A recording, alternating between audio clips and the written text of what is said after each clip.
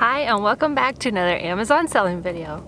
My name is Nikki Kirk and I am out here in the middle of Utah.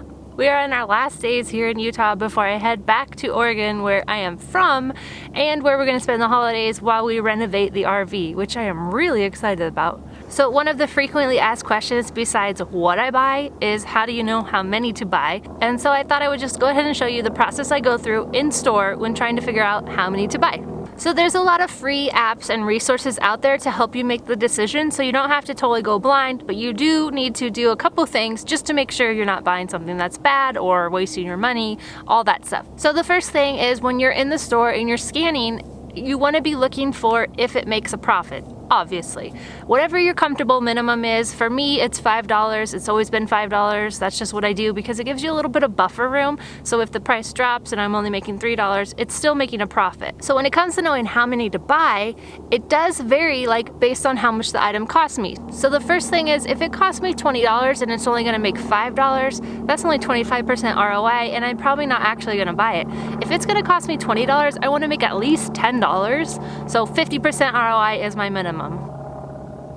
This little plane is just flying all around right now. So say you found something that cost you $3 and it's gonna make $8 profit and there's 50 of them on the shelf. How many do you buy? That's where I go to part number 2, the rank.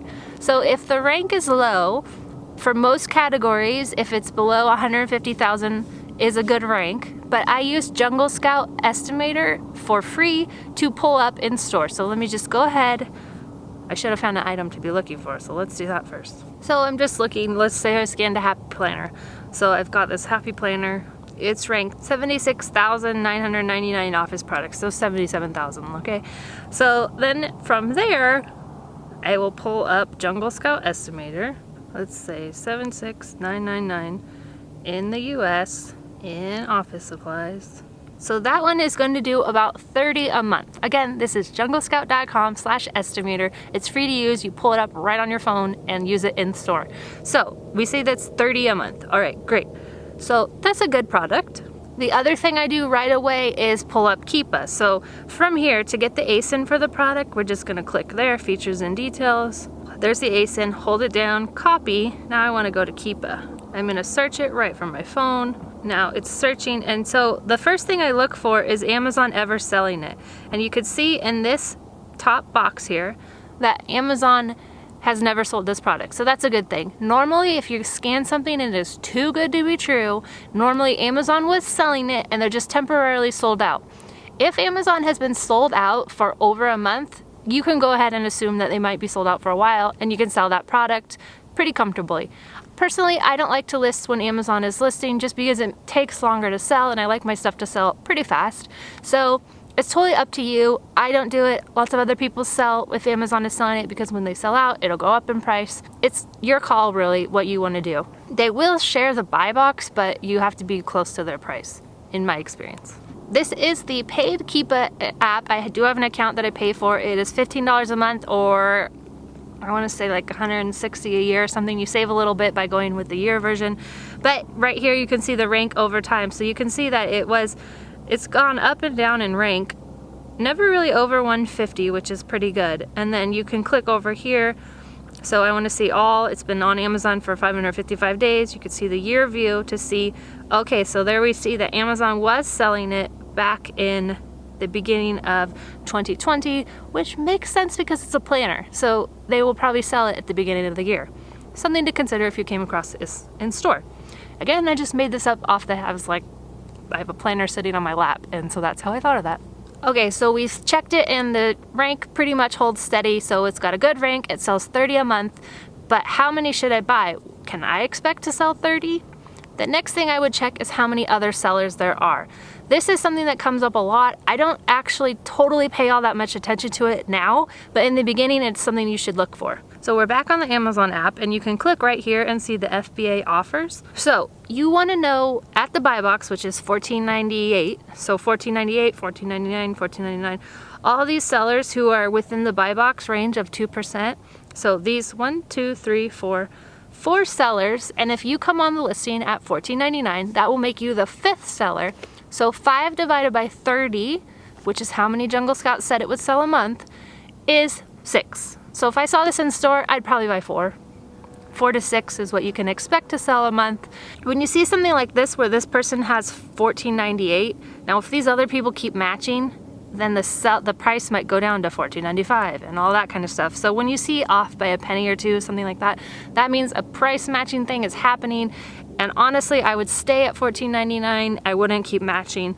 And you can see all these other people, it probably used to be up at $17 and then all the pricing matching started. So I would only buy this product if it made a comfortable profit of $5 at the $14.99 price. So let's see.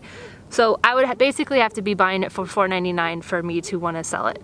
Yes, it could go up and get $17, but I'm not buying it based on that. I'm buying it based on the current buy box. So it's got a good rank. If I found it for $4.99, I would probably buy 4 to 6 of them, just depending on how I feel that day, honestly. So that is how you can see how many to buy. Those are all things I look for.